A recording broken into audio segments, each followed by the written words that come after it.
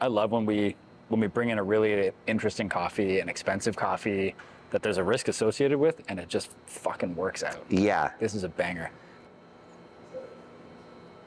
Howdy, welcome back. Hey.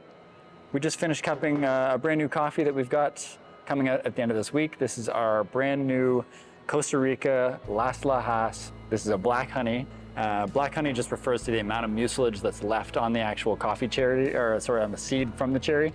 And that's allowed to ferment, giving it much more of a fermented quality than you would get from the white honey. Yeah. This has just added like a whole layer of juiciness and like spicy complexity to it that is so unfamiliar to me, but it's really delicious. It's more rich. So rich. It's the juiciest coffee I think we've ever tried. Yeah.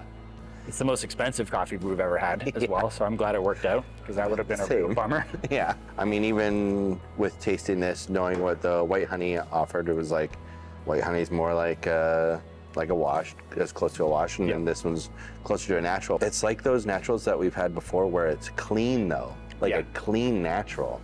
Which is hard to find. You know, like a lot of the naturals, they have like a muddiness about them, or they become so simplified and they just taste like the fermentation. They don't actually taste like the origin character itself. Like you're just tasting fermented fruit pulp, right? Yeah. But this is beautiful. It's so warm. It reminds me of like mulled wine and like a slice of chocolate cake. Black Forest cake specifically. There's a blueberry like jam kind of finish too. Like it has all those trademarks of a natural coffee, but it's complicated, it's balanced, it's juicy.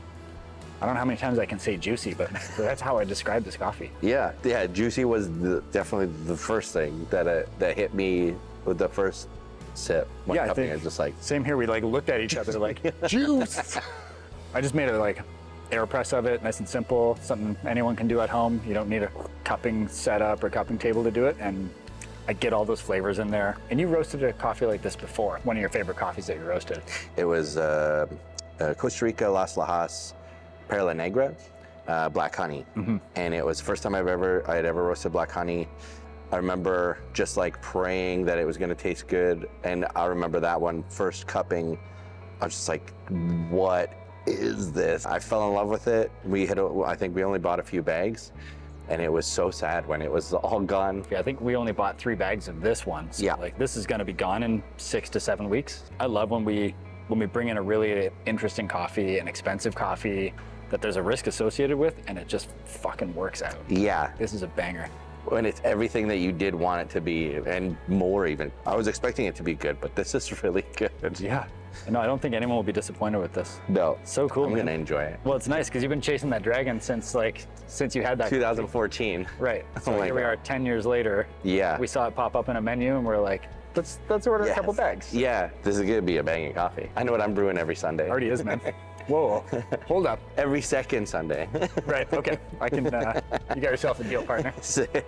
I hope everyone at home really enjoys this coffee, because we put a lot into this, sourcing this, roasting this, perfecting this roast profile. I am sure that you're gonna love this coffee when it hits the shelves, when it hits the web store. Go in there, grab a bag. Enjoy. You won't be disappointed. Sorry. Oh my God. I feel like we almost broke these. No, I got the steel mug, man. I'm good. You do? I terminate your mug. Yeah. Terminator can't be terminated.